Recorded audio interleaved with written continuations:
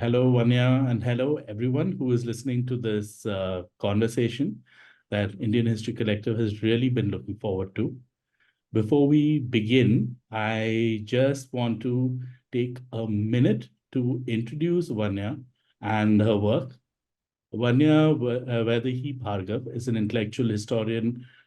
Her subject is modern South Asia. She has completed her DPhil in history, St. Anthony's College, University of Oxford, and her research has been published in leading academic journals, the Journal of Asian Studies, Global Intellectual History, Studies in Indian Politics and Religions.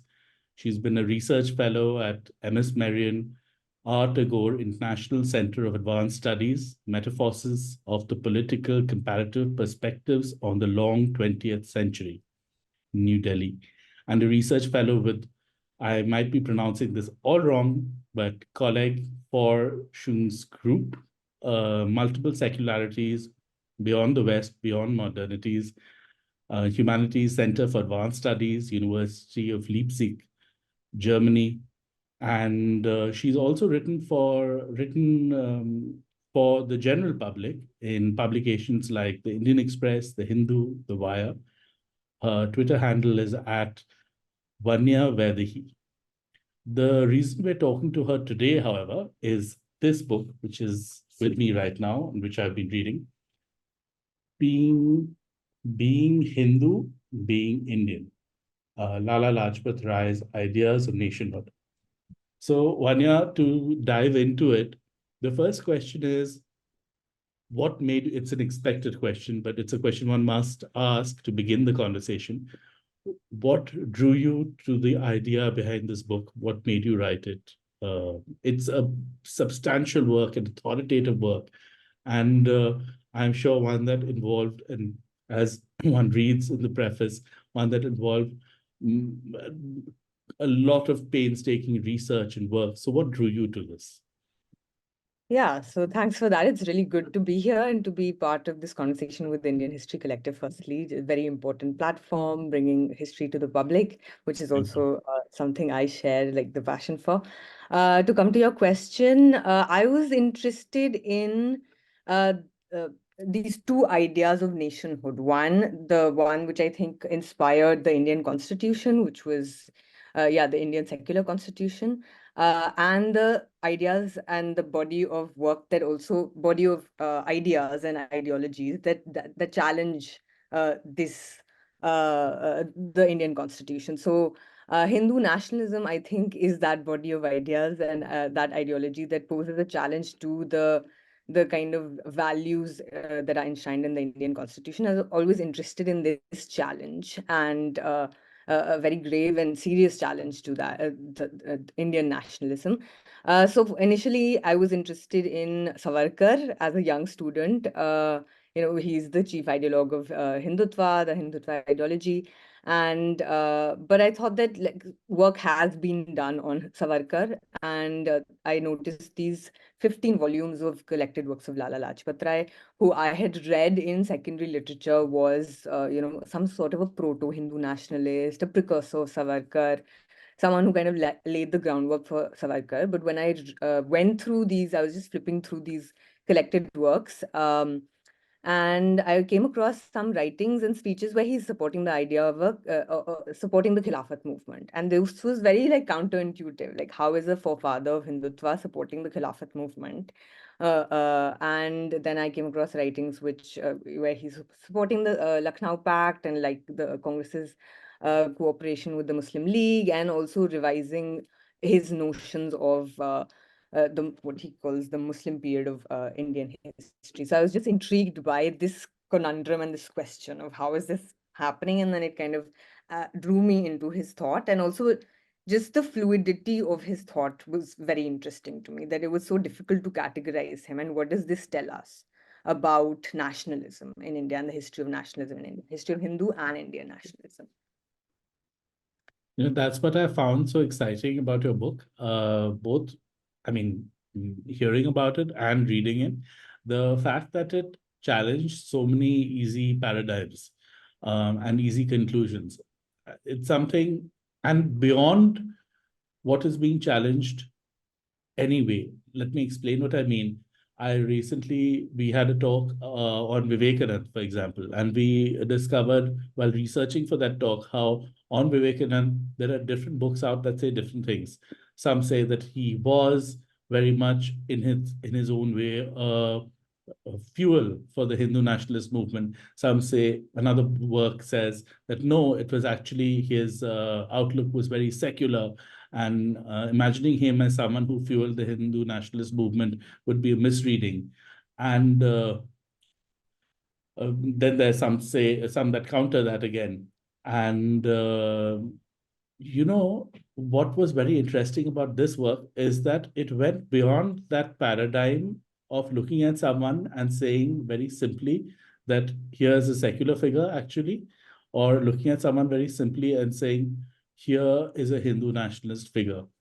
It went deeper in going deeper into Lala Lajpat Rai.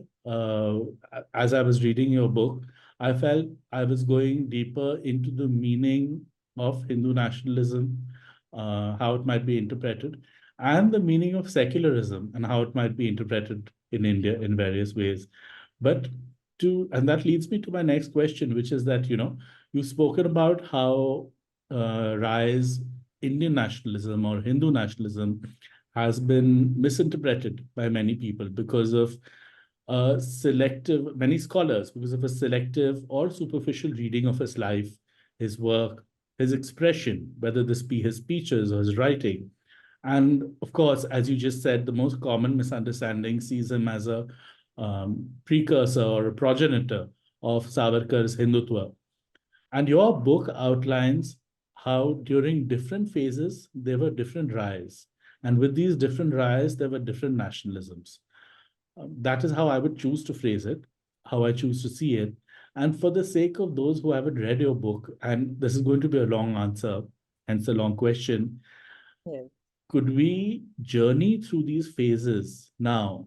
And I would ask you to look at the 40 years between, I know, of course, you've taken a book that's this thick to journey through the phases. So it's not easy to when I ask you to do it in a short conversation with us. But you look at 40 years from the 1880s to 1928 when Rai passed away. At least briefly, as an overview, could we go over the different phases so as to illustrate the complexity that the journey of Lala Lajpat Rai comprised of? Yeah, so this is a difficult question always for me because I think, as I said to you before, I would say I'm a better writer than I am someone who's able to talk about it. And I think historians are people who like to write. But yeah, anyway, I'll try my best. I would say in the first phase, as inspired I by have a book the, with me, so don't worry. I'll help you along, yeah, and I'm referring yeah. to different parts that you've written about. Yeah. So, how he was influenced by the Arya Samaj's religious outlook. So, his early formation and his ideas of the Hindu identity, how they were shaped by the Arya Samaj. We can go into the details later. And then his simultaneous articulation of the defense of the notion of an Indian nation, where in his intervention with Sir Syed Ahmad Khan. So, he's kind of forcefully articulating this idea of an Indian nation when it comes to questions of self-government. I mean, these are nascent questions right now because the empire is still very entrenched in the 1880s. And then in the 1890s, he starts to articulate the notion of a Hindu nation. So he's kind of toying with the idea of a Hindu nation. And then in the second phase, in the beginning of in the beginning of the 20th century, he is rejecting explicitly the idea of an Indian nation and articulating this idea that Hindus are a separate nation. They have these commonalities between them. The idea of an Indian nation is futile right now. It's premature. Hindus and Muslims are separate, and Hindus need a separate political organization. I'm just coming in Yeah, here, yeah, Vanya. Before we move on to the second phase, just to stick with the first phase a little bit, I want to talk about the 1880s just a little more in detail because you talk about him being influenced hugely by the Arya Samaj and also simultaneously articulating the idea of an Indian nation.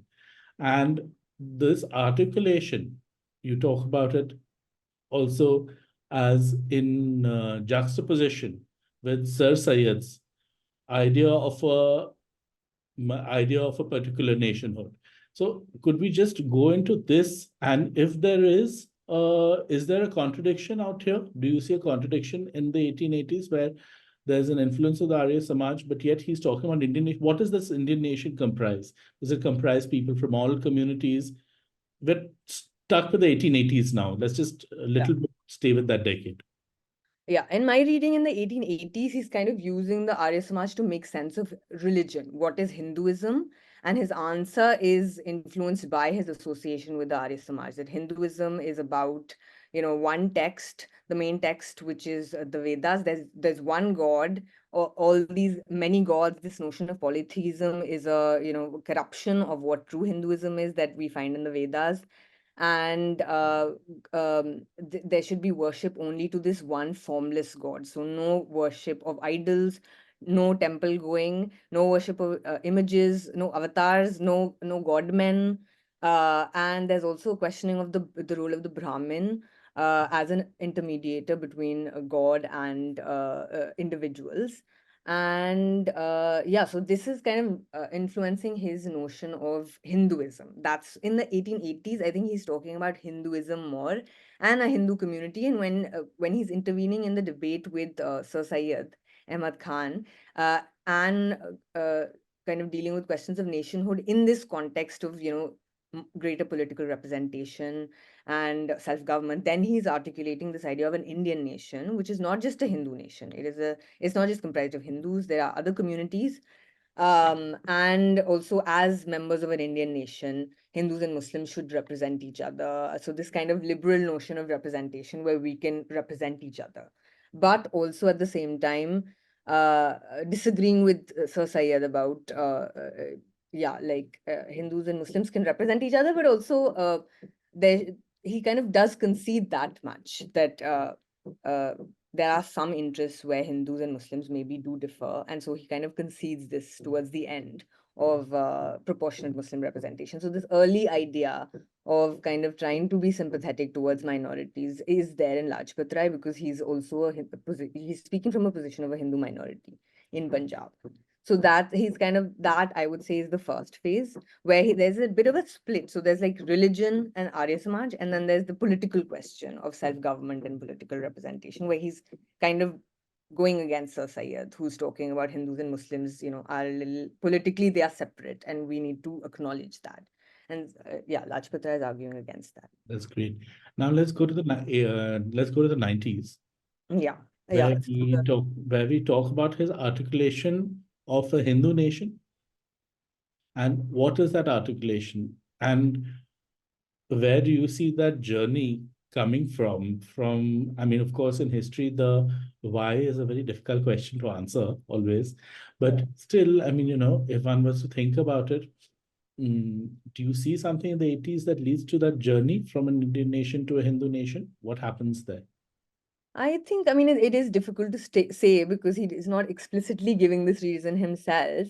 But it does seem to be, I mean, one possibility is precisely the engagement with Sir Syed and his advice to Muslims to remain separate. So then his logic is that if that is happening there, one should also then acknowledge that as reality. And there's no point in talking about an Indian nationhood. Let's concentrate on building the Hindu nation. So he's kind of, but this is also a time when the idea of the nation itself is not fully crystallized as something a fixed or more stable.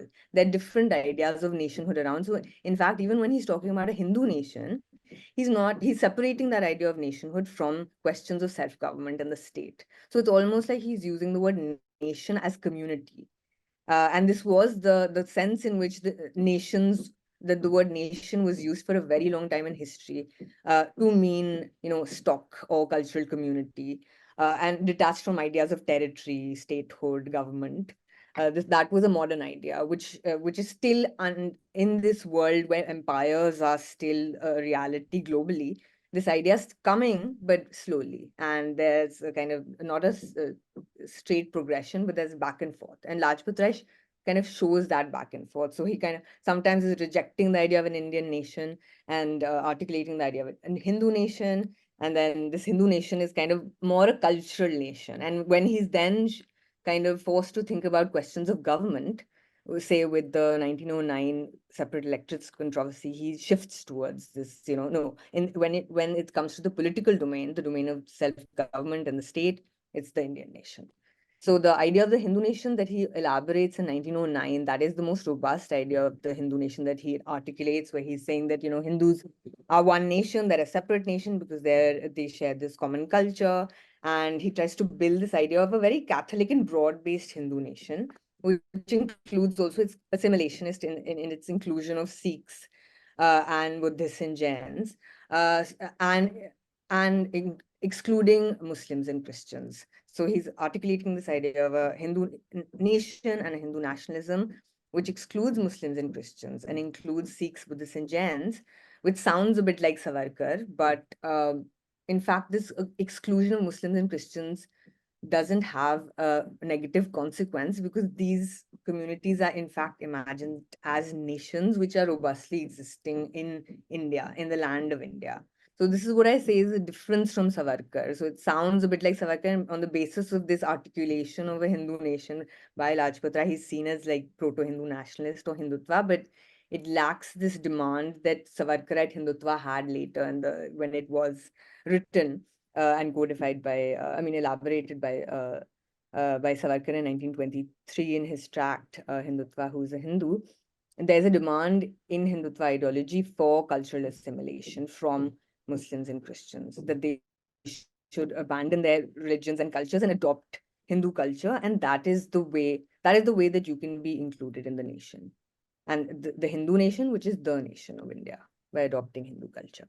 So I think just to summarize, one important point that you've made both in the course of this conversation as well as in the book is the fact that the differentiation between nation and statehood.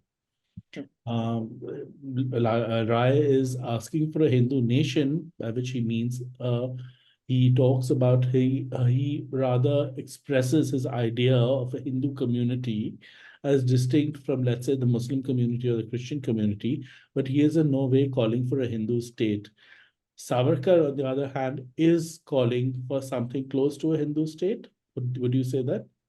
Yeah, I mean, he also often doesn't explicitly call for a Hindu state, but then it's done in this indirect way where the Hindu nation is the nation within India, and it has superior and special claims over the land, and it's the primary community, and its culture is identified with India as a land. So it's the claim over India happens also through It's culture. implied that there are second-class So citizens, indirectly. first-class citizens, and the Hindu is the first citizen. And the assimilation into the Hindu community by adopting Hindu cultures, Yeah.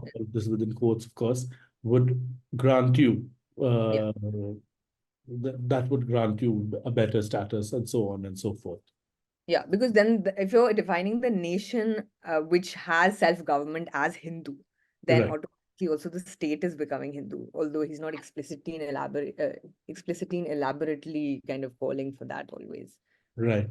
And to everyone listening or watching, another important thing two important things to remember. One is we're still talking about 1880s, 1890s.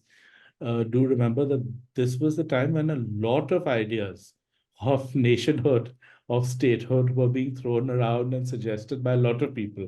And often people change their minds about these ideas. And if looking back today, we were to selectively take statements, utterances, even pieces or propositions put forth by various people and hold them to it, that would be, I feel, a little unfair, because it was a time of great flux where a lot of ideas were being considered, that one is asking for freedom, but what will the future look like? World over, I think, ideas of nationhood and statehood were being defined still, whether in Europe or whether in the Americas. So it was a time of a lot of ideas being thrown around. The other thing to remember, which Vanya suggested here, and which she has written about in her book, which is very important in the beginning, is not to think about history or the telling of history in a linear manner, but to remember that things often go back and forth. They go in front, then you take a few steps back, things often go move in a circular fashion. History has various directions. It doesn't have to be linear just because because logic seems to be linear. History doesn't always follow that sort of a route. Uh, so coming back from 18 now, and that brings us to the 1890s, and after that, Vanya, what happens with Rai? Yeah, so this was so what we were talking about was more in the from 1909 to 1900 to 1909. So this Right. 1909 is when he's elaborating this very robust Hindu nationalism, the most robust and like full-bodied Hindu nationalism that he kind Right. of elaborates. And another way that he does this is also through caste reform, so radical caste reform. So this is in the so-called social or cultural domain. He's kind of leaving aside questions of statehood for a bit between 1909 and 1915 and focusing on caste reform as a way to build also this Hindu nation, although nation again in the state of cultural community. And very radical ideas, you know, lower castes and Dalits should be given the sacred thread. At that time, this was a very still a radical idea because I mean, some scholars have argued that it wasn't just a nominal change in their status; it really had an effect of dissolving lower caste status. And talking about the education of untouchables and the need for them to be educated so that they can challenge this arrogant, cruel, exploitative upper caste Hindu treatment. So he's very scathing about upper caste, what he calls arrogance and brutality, and compares them to slave owners. And so there's this like radicalism in Lajpat Rai with relation to the question of caste hierarchy, which is also happening between the period of 1909 to 1915, which I also talk about. And then in 1915, there is quite a significant shift in his thinking about nationhood, where so this is the third phase of his nationalist thought, where he is he's gone to England as part of this Congress deputation and gets stuck there.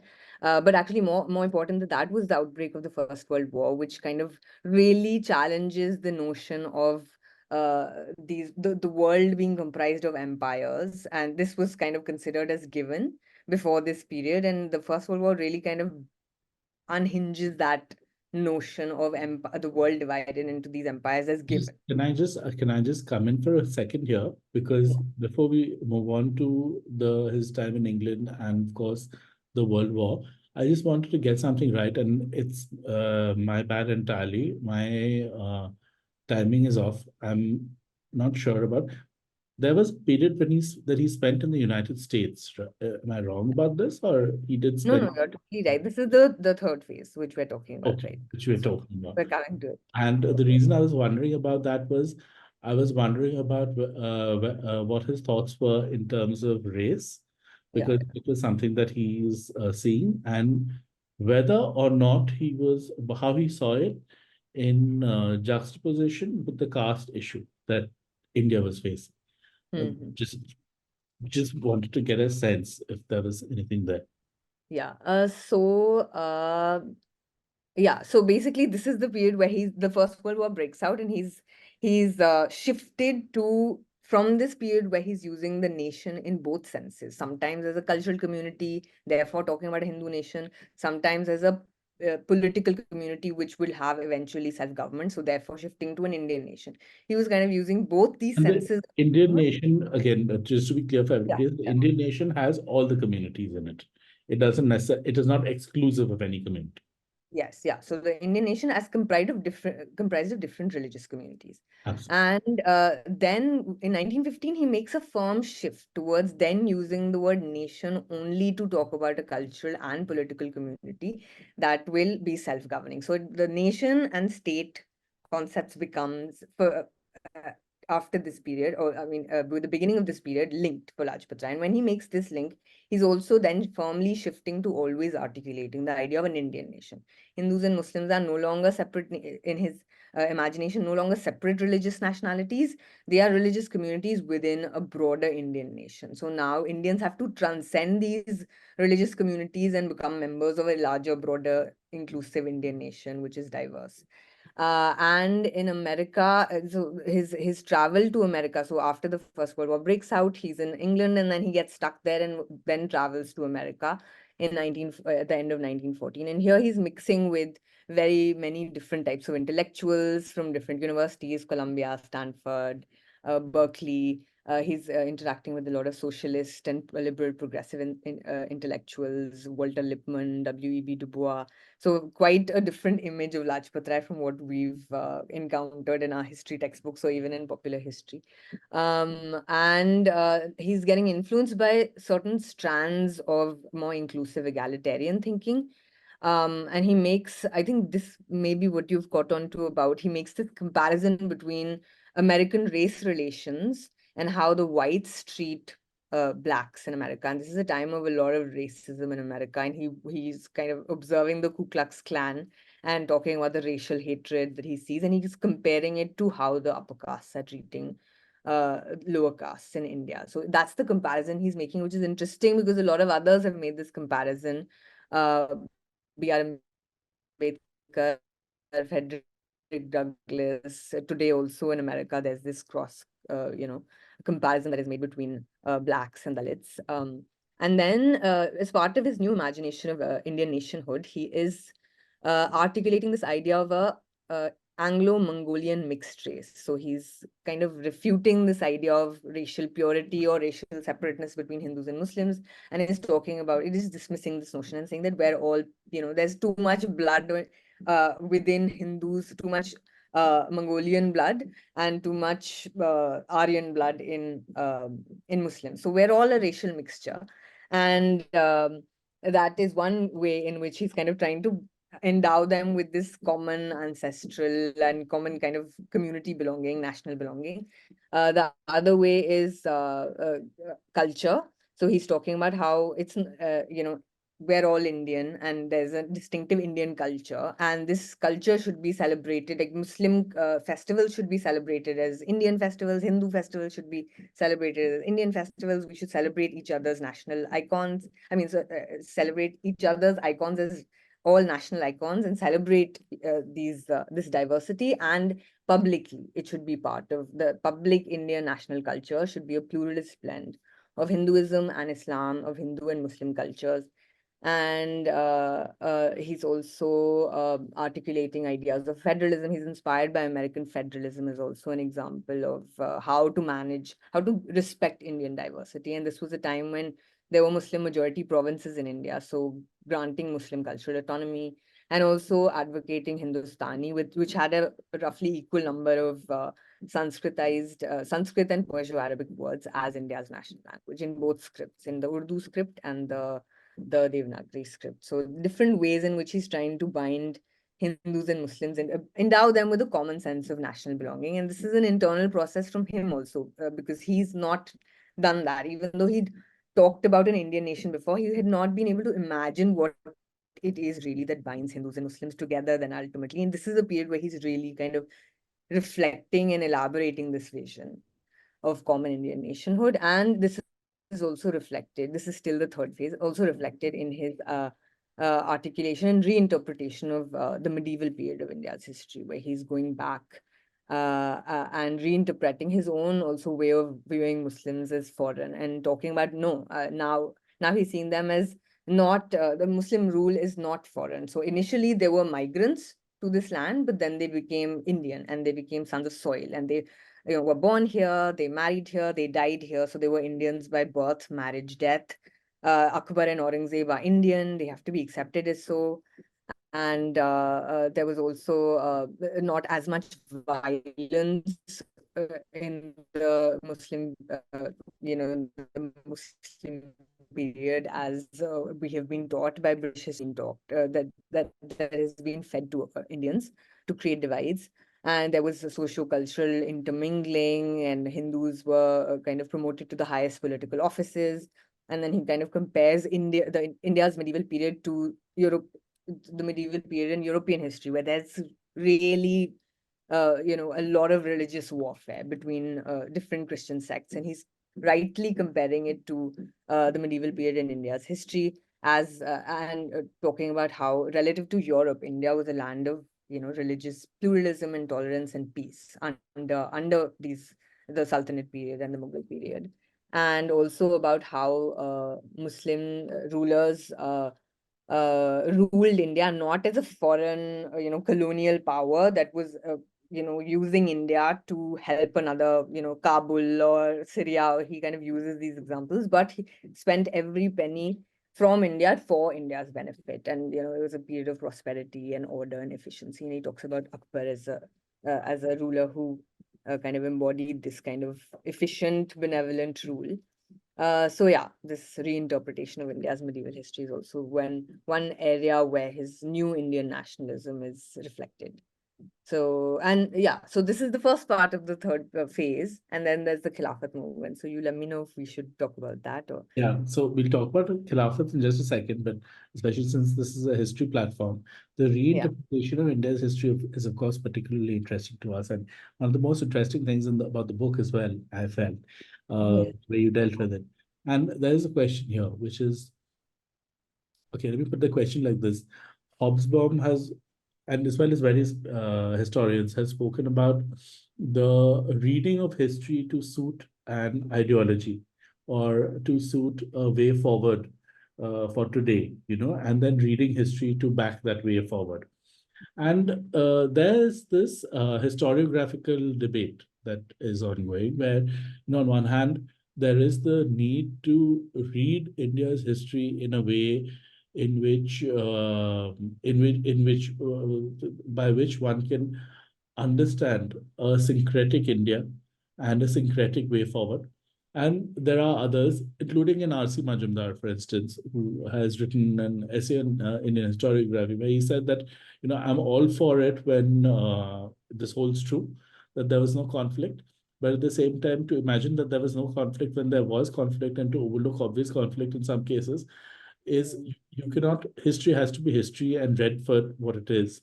And you cannot misread history simply because, you want to pursue a greater or more noble objective, because then at some point or the other, people will not buy into that. My question was this, where Rai's reading of history was concerned. When you see it, do you see him straying off the, and you've also spoken in the preface of the book about the work of a historian, the discipline of a historian, the discipline of historiography. So when you see Rai's reading of history, do you see him overlooking some things? Do you see him stray from the path of a historian? Or do you feel that, it was fairly accurate, his reading? Yeah, I mean, primarily Lajpat Rai is not a historian and he's a Yes. nationalist. So Oh, his sure. reading is reflecting that in the different periods. So when he's a Hindu Right. nationalist, his reading of history is kind of reflecting that a bit more antagonism between Hindus and Muslims. When he's a secular Indian nationalist, Right. he's reinterpreting India in that sense. To highlight greater concord and peace between the communities. But I would say But that, is it way yes, off on either of those times, or is it like, even for a non-historian, there's sometimes when you read something that a non-historian has written on history, and you're like, okay, this is really way off. What any yeah, I reasonable mean, thing. I would say that, for instance, Savarkar's reading of history, where the medieval period is just imagined as one of complete and total warfare between Hindus and Muslims, and complete antagonism, where the Muslim rulers are intent to just defile, eradicate Hinduism, humiliate Hindus. That is an extreme position, which historical evidence just doesn't bear Supporting that, every way, right? doesn't support that. A little bit of conflict, antagonism, some domination somewhere. These kinds of questions we have to also deal with. I agree with that. That the response to Savarkar also cannot be that, oh, everything was hunky dory and there was only peace and there was only amity. No, there were clearly both things happening. There is a lot of evidence from professional historians that does support Lajpat Rai's latter reading of Indian history. The alternate But I reading. think perhaps what historians could do is take the question of conflict and antagonism a little bit more seriously, and does we may end up with the same answers but more nuanced answers. So that is something that probably is something, and I think historians have talked about it. Shahid Amin has talked about Yeah, taking that seriously. Muzaffar Alam has also talked about it. Raziuddin Akil has written about it, the question of conversions in certain places. So yeah. absolutely. So moving on to the Khilafat movement. Oh yes. Yeah. So from 1920, which is when Lajpat Rai returns to America after his 5-year long exile, he is back in India, and India is completely changed in terms of the atmosphere and the political atmosphere, because the Khilafat campaign is in full swing and the non-cooperation movement is being planned. And from 1920 to 1920 122, he's kind of articulating these ideas of uh, Hindu-Muslim unity as being the foundation of Indian Swaraj. And this is the first time he's kind of using these ideas and articulating these ideas, because earlier it was like Hindus will do their unity, Muslims will do their unity, and this is the path, this separate path is the way that the Indian nation will be formed. This was his imagination. And now he's kind of articulating a different idea. Hindu Muslim unity is the foundation of Indian Swaraj, and it's not just an instrumentalist attitude that one should have towards Hindu Muslim unity. It is also a moral and political end for its own sake. The first article of the political faith of Hindus and Muslims. And he, for this reason, asks Hindus to support Muslims in their Khilafat movement. And this is a movement that wants to preserve the boundaries of the Ottoman Caliphate Empire, which is under threat of being dismantled after the defeat of Turkey, and divided up between the victorious European powers. And the movement also aims to keep the Islamic holy cities of Mecca, Medina, and Jerusalem under the Ottoman Caliph's custody. So this was considered a matter of religious faith also. And there were also symbolic reasons, because at this time, Muslims were globally under 2/3 of Muslims were under colonial rule. Muslim power globally was under decline. The Ottoman Empire was under decline, and within India, Mughal rule had ended. There was greater democratization happening, and through that, numbers were becoming more important, and there was a sense that Muslims are kind of being marginalized. So, therefore, for symbolic reasons, also the Khilafat Empire the Ottoman Caliphate Empire was considered important, and so this Lajpat Rai agrees with this kind of belief that Gandhi had and Indian Muslims had, that this is a legitimate religious cause. And as fellow nationals, Hindus have to support their Muslim brothers on this question. Um, um, and wait, I'm losing my train of thought. Um, what else does he say? That, yeah, Hindus have a duty to respect Muslim religious sentiments, and they have to reciprocal. This was a kind of principle of reciprocity and mutual obligation towards fellow human beings and fellow nationals. And Hindus should support the Khilafat movement, because this is a cause that, even if it's a cause that they don't identify with immediately, it's affecting Muslims who are their co-nationals, and they should support them in this cause and be trustees of Islam, as Muslims should be trustees of Hindu institutions. So, and he also had an internationalist vision where he imagined the Ottoman Caliphate as a kind of defensive fortress. And Gandhi also had these ideas: defensive fortress protecting India and Asia from further European imperialist expansion in this post-war period. And this was a period again of further expansion of the British Empire, where they were taking over Iraq, they were taking over there was the Middle East was being divided up between France and Britain. So supporting the Khilafat Empire for this reason of also because it was imagined as this guardian ally of India against a much more threatening Europe. So Lajpat Rai was able to imagine the Ottoman Empire and the Muslim world is an ally of India against Europe, and as the interests of Muslim Asia and India as interdependent, and also see Indian Muslim sympathy for the Ottoman Empire as completely consistent with their commitment to the Indian nation. which is also something which is different from how a forefather of Hindutva would be, what one would imagine about a Absolutely, forefather. which was spoken about in the book too. And Yes. of course, it's completely remarkable that someone who's called, who's said to be in some way the forefather of Hindutva, should ask Hindus to support not just their co-citizens who are Muslims in a national cause, but in an international cause. And as you said, there were two things that you've enumerated here.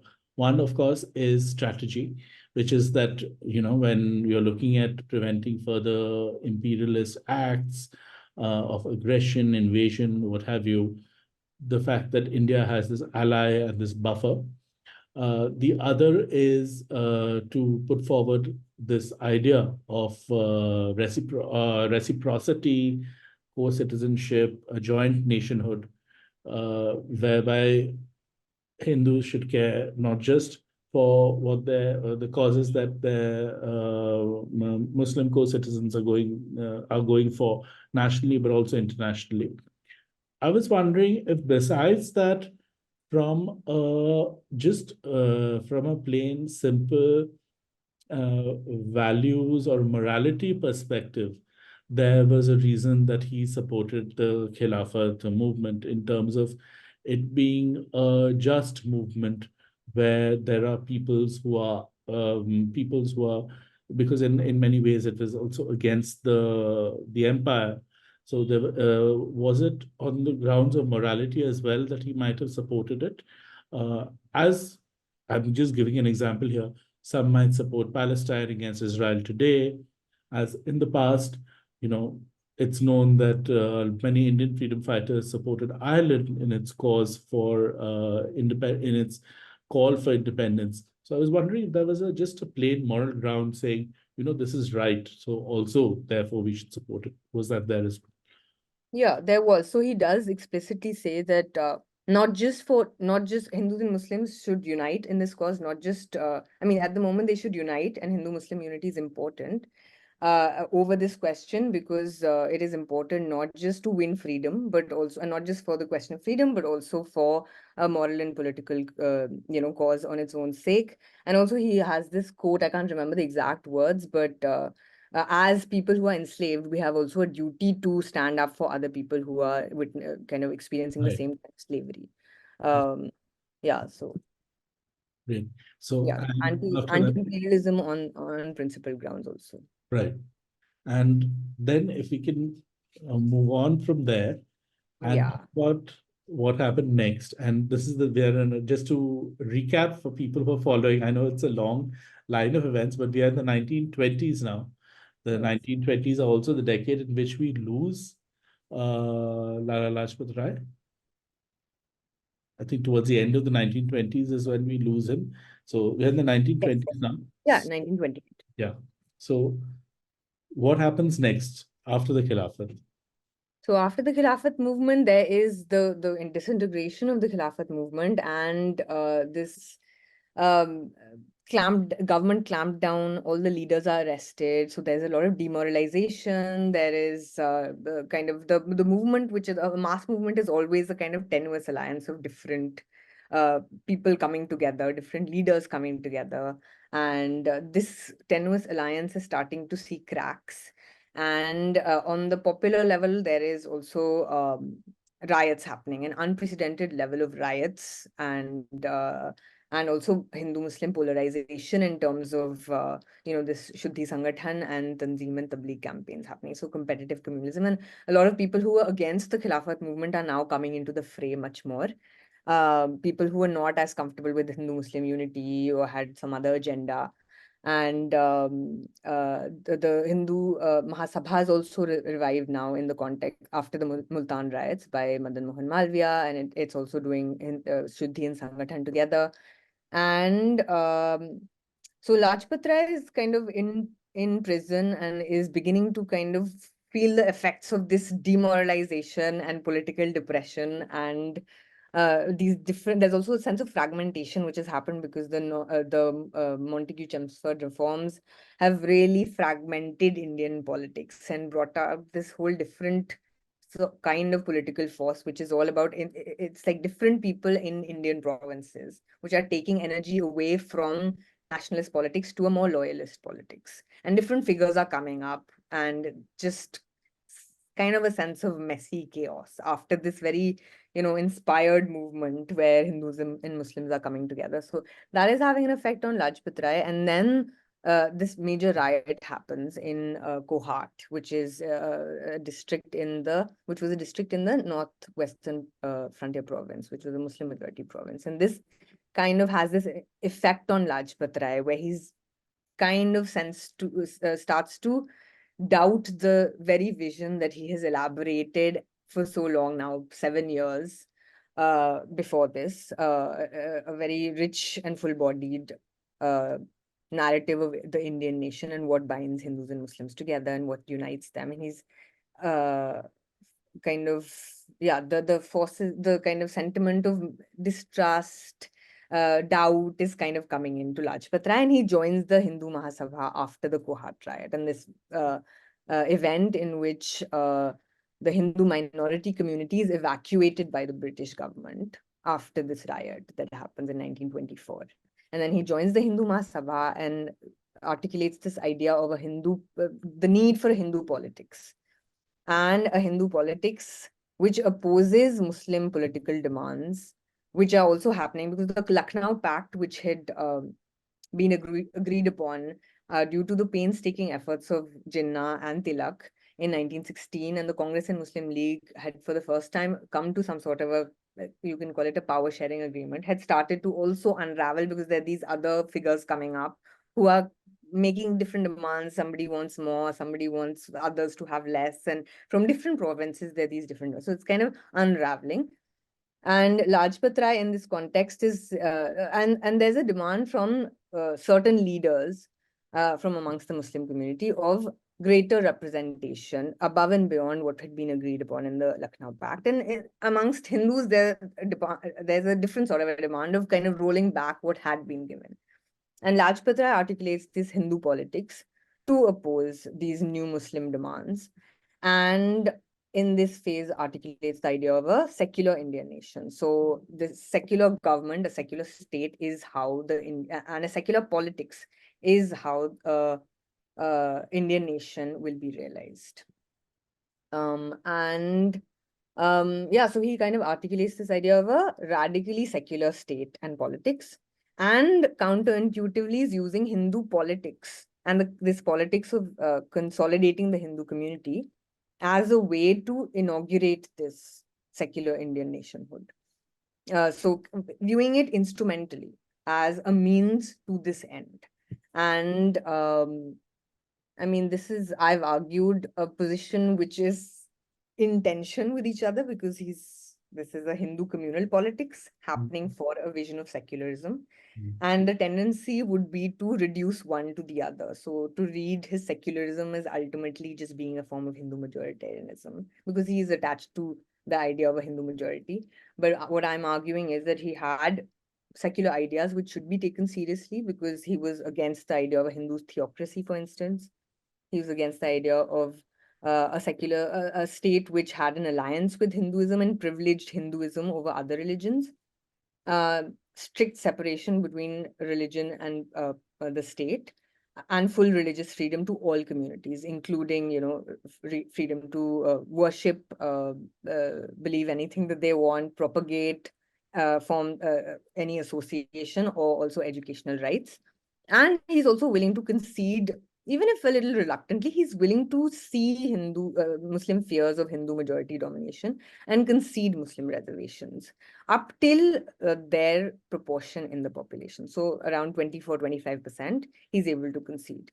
Sometimes also a little bit more. So in the Delhi proposals, which were suggested by Jinnah in 1927, there's 1/3 representation for Muslims, that Jinnah kind of gives up separate electorates in these proposals, and asks for 1/3 representation for Muslims in the future parliament and legislature, and Lajpat Rai is considering it. So, but at the same time, I also argue that these are ideas in tension, and his Hindu politics is threatening to also undermine this very ideal of secularism that he cherishes so much. But the means that he's choosing to achieve this ideal of a secular Indian nation state is a little tricky and dangerous, because it can and likely was also undermining peace between Hindus and Muslims, and kind of contributing to polarization between the two communities and further alienation and distrust. So, to just dig a little deeper into this, because I find this to be actually one of the most interesting phases, I'm going to read a line from the book, which is from the more trust-based, and this is not from the chapters dealing with this itself. It's more from the introduction, part of the introduction that deals with this, which says, from the more trust-based and other embracing secular Indian nationalism, he, which is Lala Lajpat Rai, articulated during the Khilafat movement, Lajpat Rai moved to a more distrustful and hardline secular Indian nationalism that was explicitly hostile to community-based politics. Now, you spent some time explaining what you meant by this kind of secularism. I feel it might be interesting to dig a little deeper and have you contrast it with the other kind of secularism that he was a part of before. If they're both secularism, then how is one different from the other? Also, are we talking about a version, about definitions of secularism, which are the European definition and the Indian definition here, which is one kind of secularism says that, there should just, religion and state should just be kept completely separate. Religion should not even be in the discussion when we're talking about statehood.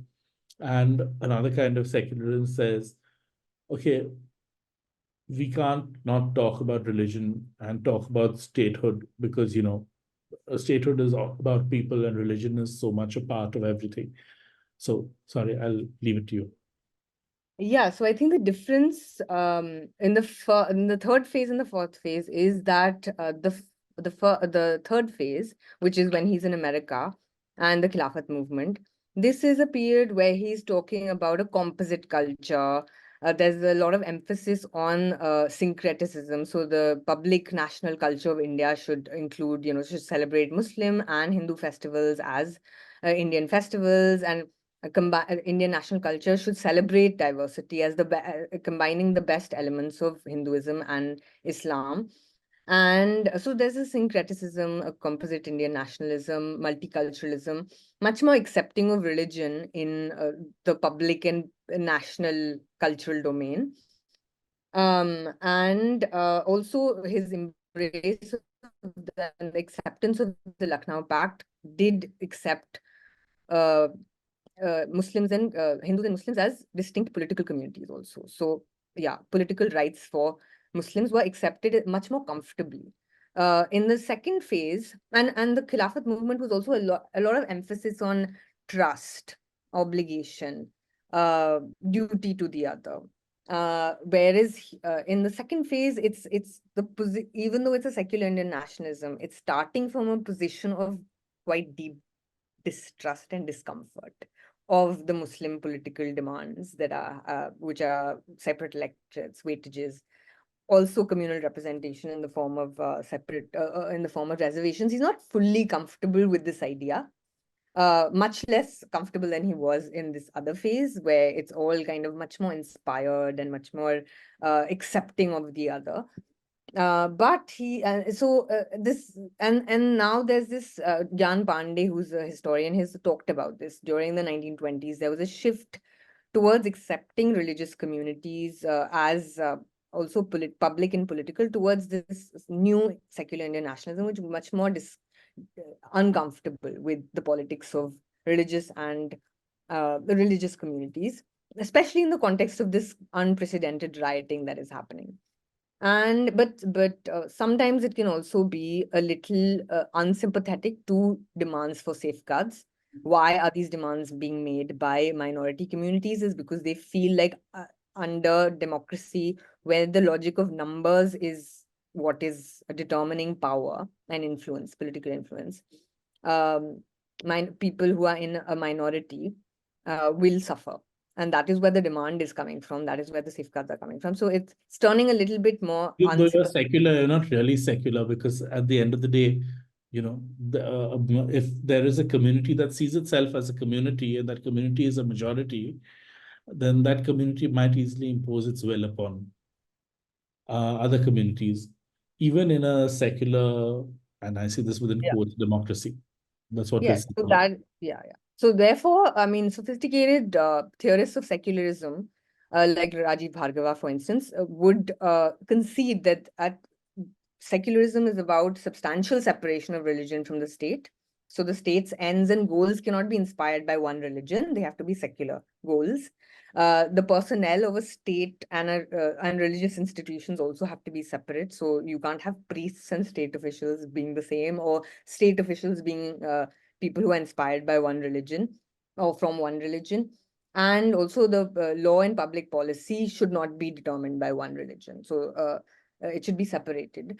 But sophisticated secular theorists allow for some degree of religion-state connection at this level of law. So reservations or some sort of minority rights is still accepted and is still secular as long as it's guided by the values of secularism, which are basically freedom, equal citizenship, religious freedom, individual rights, non-domination is a very core value. So reservations here would be still secular, even though they mix religion and politics to some degree, as long as the state and religion are largely separate. But Rai was okay with reservations, like you said, to at Yeah. least a degree. Yeah. So he may not have fully Even in this articulated phase. this or seen this also as he may not have reconciled his radical secular ideal with his own willingness to concede reservations. But he was able to, one can see that he's able to articulate this secularism, which does understand that there is a legitimate fear that minorities face, and there can be mechanisms to check it, to check Hindu majority domination. And reservations is one form, federalism is another form. Sometimes weightages, as in the Delhi proposals that were proposed by Jinnah, 1/3 reservation. So this is above their proportion in the population. So it would be 1/4, but Jinnah proposed 1/3, and Lajpat Rai was considering it as a legitimate way to counter Hindu majority domination and reconcile Muslim sentiment, as he called it. And is this phase that we're talking about, does this phase stay till the end? This is the phase that stays till the end. And yeah, so he's at the end, he's supporting the Nehru report very enthusiastically. He's arguing against people like Bhai Parmanand who are, and the Punjab Hindu Sabha, who are opposing the Nehru report. And the Nehru report is something that kind of does realize this idea of a vision of secularism, which is conceding Muslim representation in proportion to their numbers at the provincial level and at the center. So this is a few weeks before he dies. He's supporting the Nehru report. Got it. So this is a very important question. I'm glad we've gotten through this entire question. It's essentially the entire interview in one question, which is broken down into different sections and different decades. But thank you so much for that. Of course, we've overshot our time limit already. We're already into almost we're touching an hour, but still, Yes. just in the interest of, let's get a couple of more questions in. Some that we really wanted to ask you. You've written at the beginning of the book. In fact, you start your author's note by saying, "I've long harbored the passion to write history that is accessible to the public," and then you go on to write about the challenges for an academic to write a history that the public can read easily without reductivization, without oversimplifying it. Um, what have your learnings been, Vanya, through this book, in terms of how an academic could, if you were to talk to another person who was an academic who wanted to write a book of popular history, what advice would you give them? I would just say don't assume prior knowledge of people and avoid jargon as much as possible. And if you're using it, always explain it. Take the time out of a few more sentences out to explain events and concepts. Don't assume that people know these already. Use simple and accessible language, which is, and also be clear about the concepts that you're using, and bring that clarity to the writing. And I think this is a skill really, because there's some scholars who are able to very nicely uh, uh, convey very complex ideas, but in a very simple language still. And that can happen, and that can happen more. Also, storytelling approach, a narrative style, I think always does help people because people like stories. Often only abstracted ideas gets lost with people, but also don't give up on the complexity and the rigor. And I think the challenge that I had was how to do all of this and keep the book thin, which is something I failed to do. Yeah.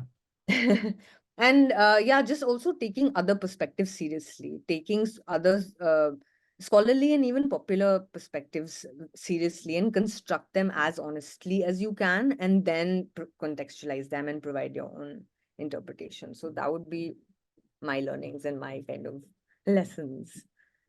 You know, Uh, for me, the most interesting thing is, and you're right about storytelling and telling the story through people and characters and, their interactions and so on and so forth.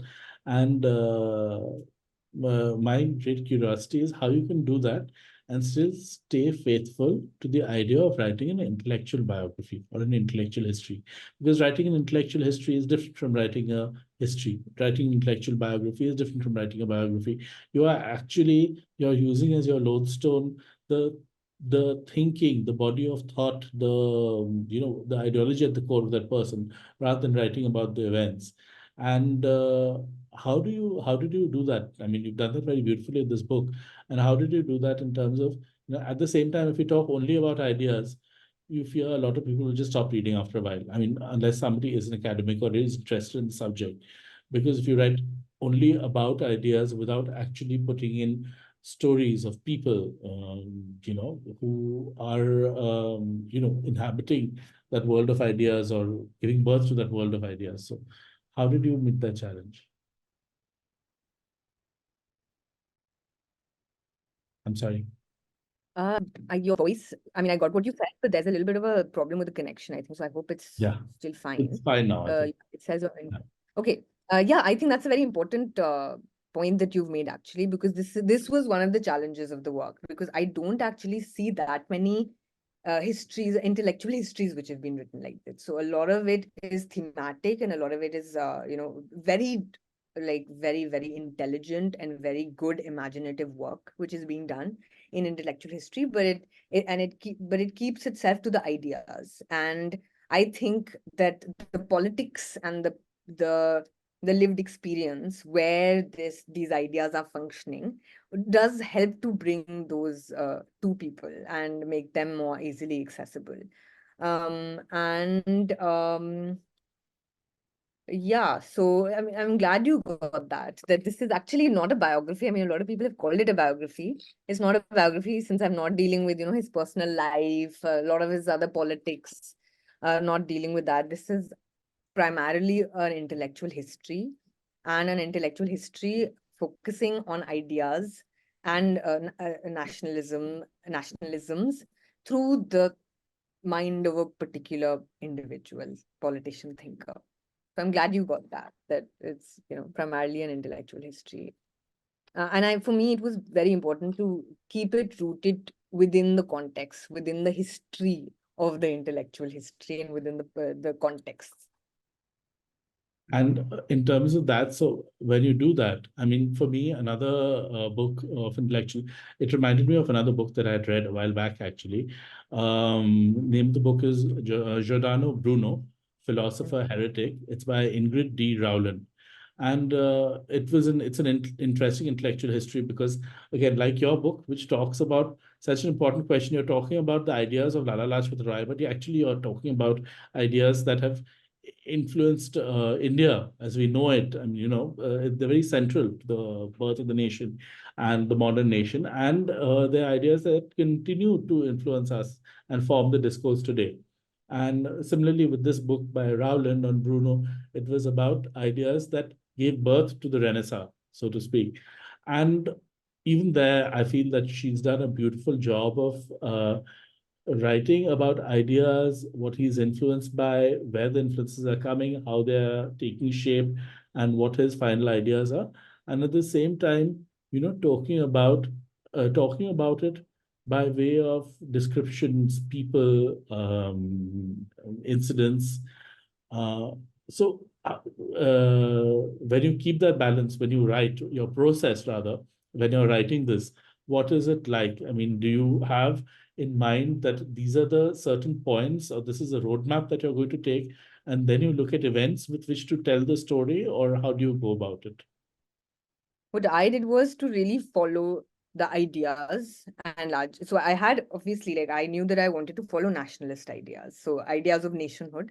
So there's a particular frame, and you're going into looking at sources and the secondary literature also with that frame, but really not imposing any frame or prior conception or preconceived notions on that. So I really wanted to be very respectful of the sources and the reasoning that really focusing on the textures of the reasoning that are coming out of a figure like Lajpat Rai, who's this interesting figure who's articulating Hindu nationhood, Indian nation, and this story of ideas and how it's developing.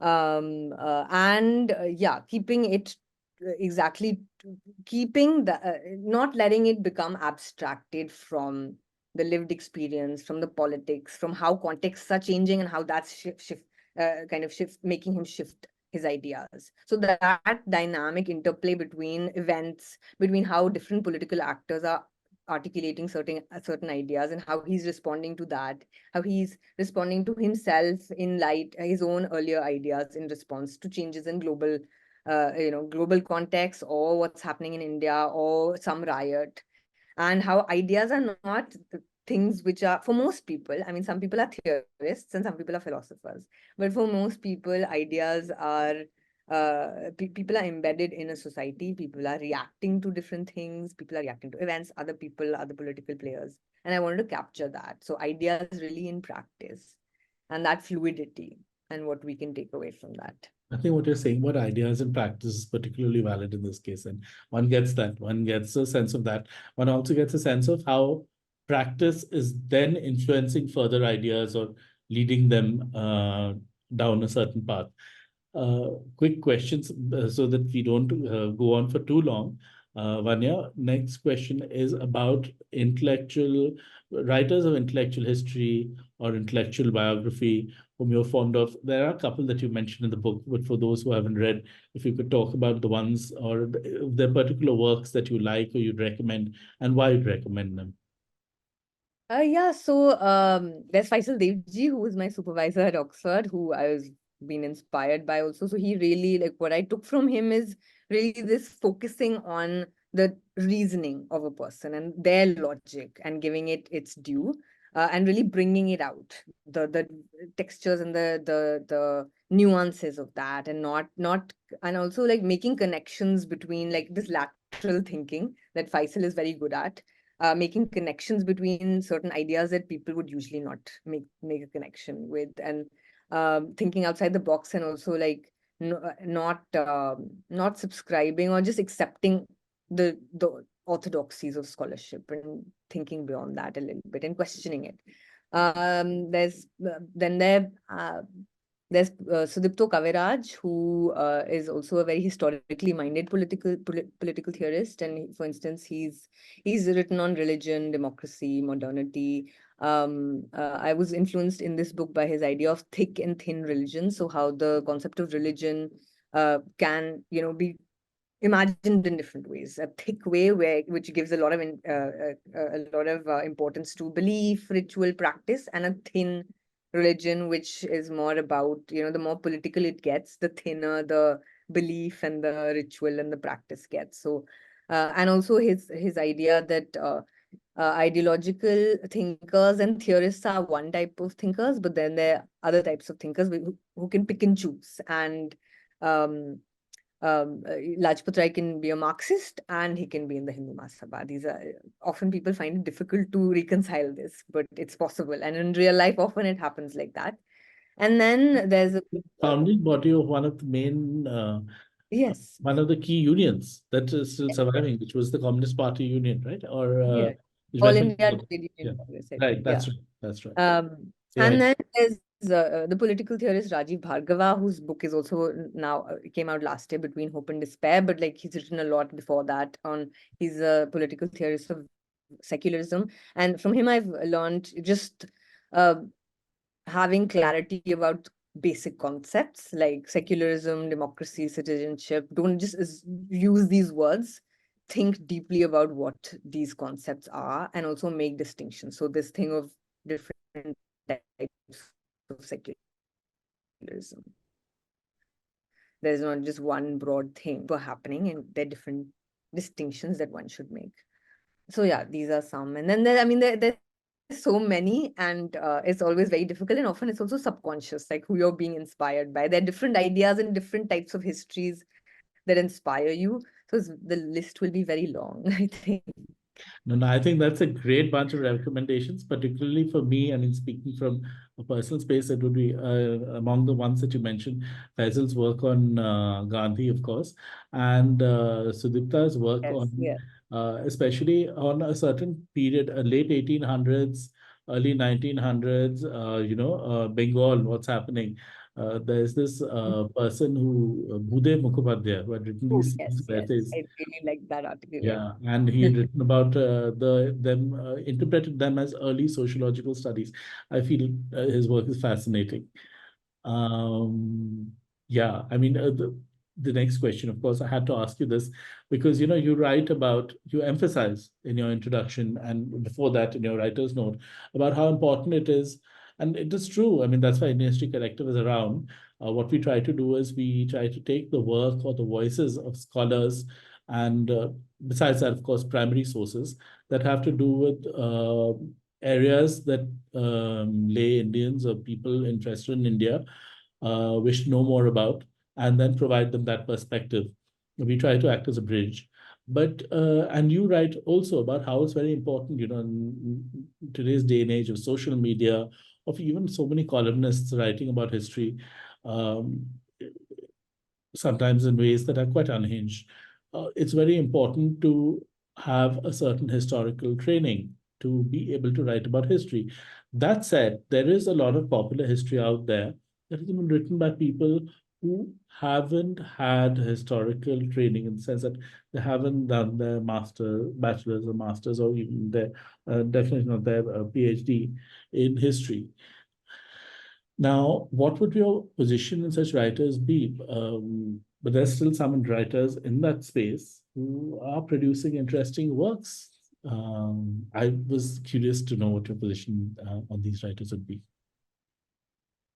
Yeah, I mean, this is a tricky question. I would say that, to know the historical method and to be familiar with the historical discipline, to have training is important. The more you have it, the better it is generally. So if you have done a BA in history, you will have 3 years of training. If you've done MA, you will have 5 years. If you've done a PhD, you probably have 10 years of training. So it helps, but I wouldn't say that having a PhD is you have to have a PhD or you have to have a master's to be able to write very good history. Yeah. Some training is required, and you can be self-taught in that training. And I've spoken to this question has kind of moved me also, and I've spoken to Upinder Singh, Romila Thapar about it a little bit. I would like to speak to them more, but they've always also said that history is not just the prerogative of these formally trained historians. People have a right to write this history, but you have to be self-trained then.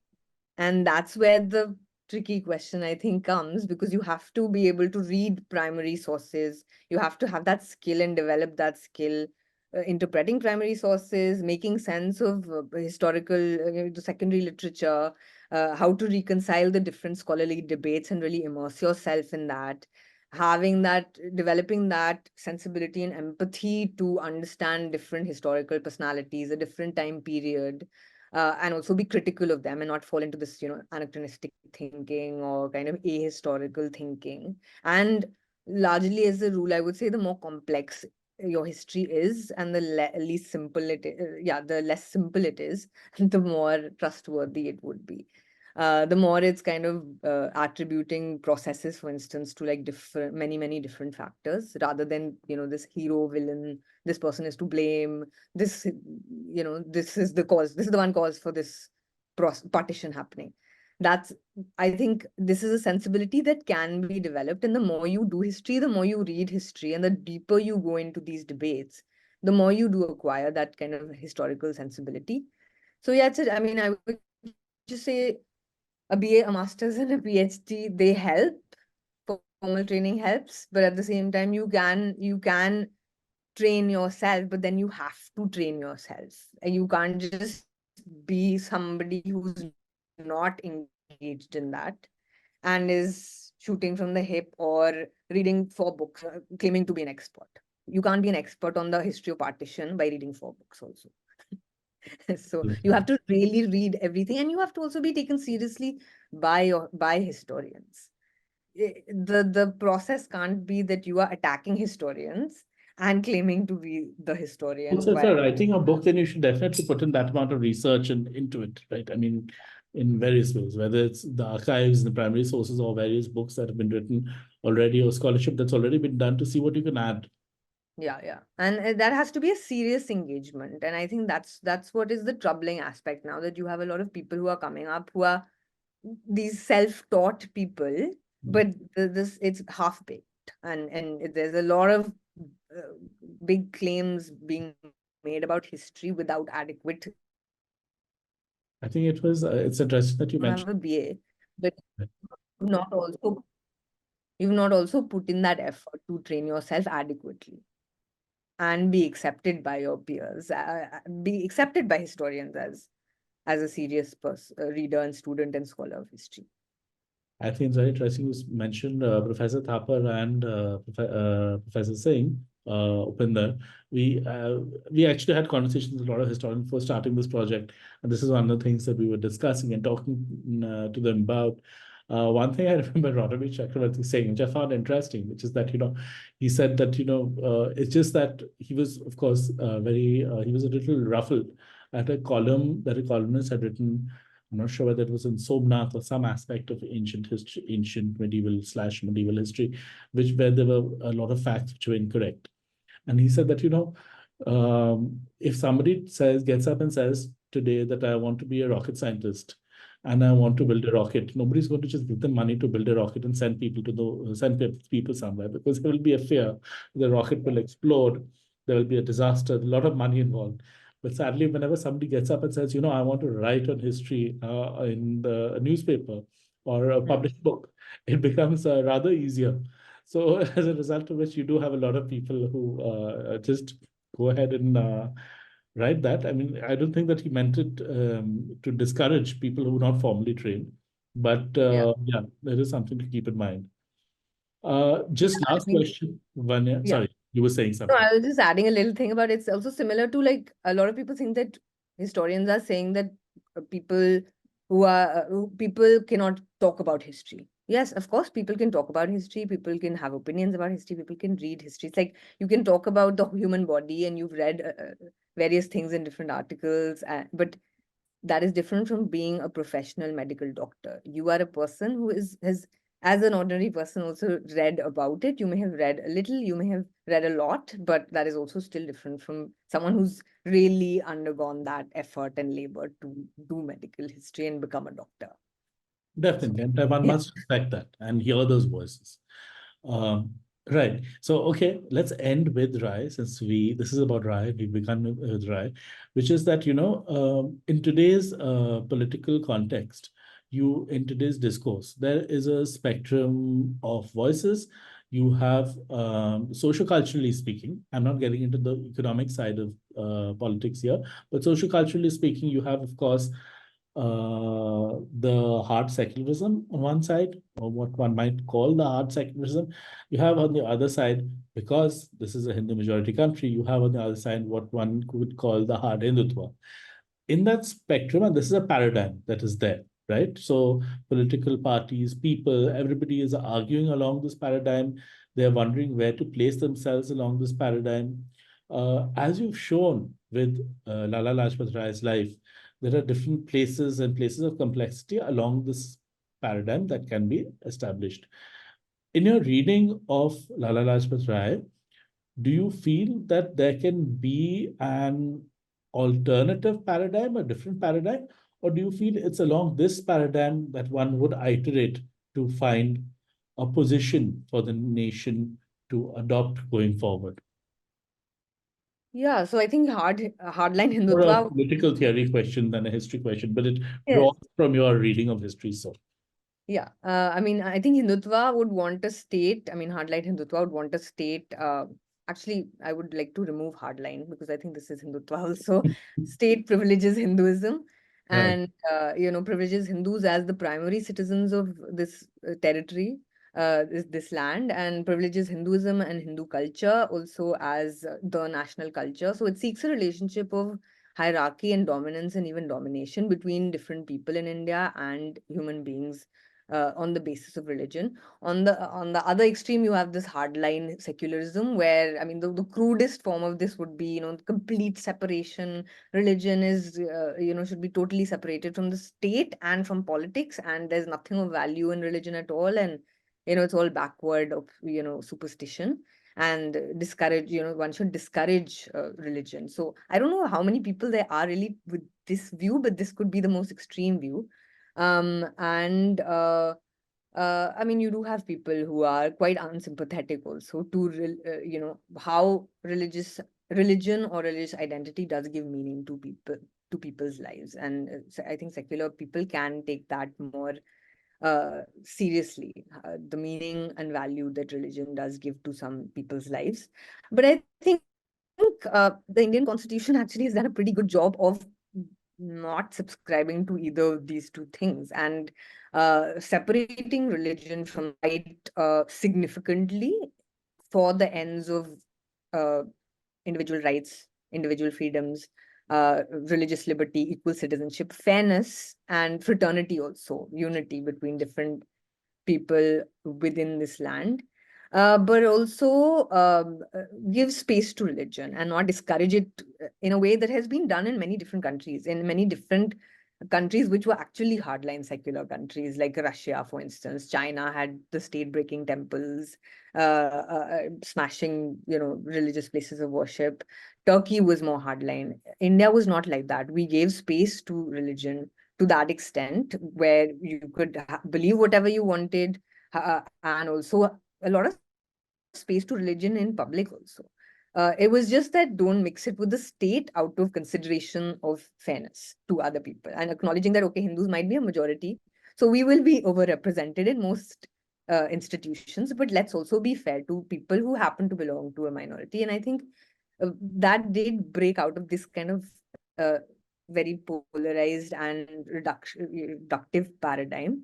And Gandhi also did that. Gandhi did that in his own way of kind of allowing space to be deeply pious and religious, keep the state and religion separate, but also have space for religion. You can even be partial to your religion, but be civil to other people, respect, have tolerance, and respect Indian national unity. Keep that as the main thing. And I think Lajpat Rai kind of fits in a little bit more, a little bit also in this, where he's a little bit, I would say, has a bit more distrust and has more fears than Gandhi would have, but he's still within this paradigm of giving space to religion, giving space to religious communities, but also privileging this kind of secularism, which seeks to be fair to other people and privileges equality, equal citizenship, and yeah.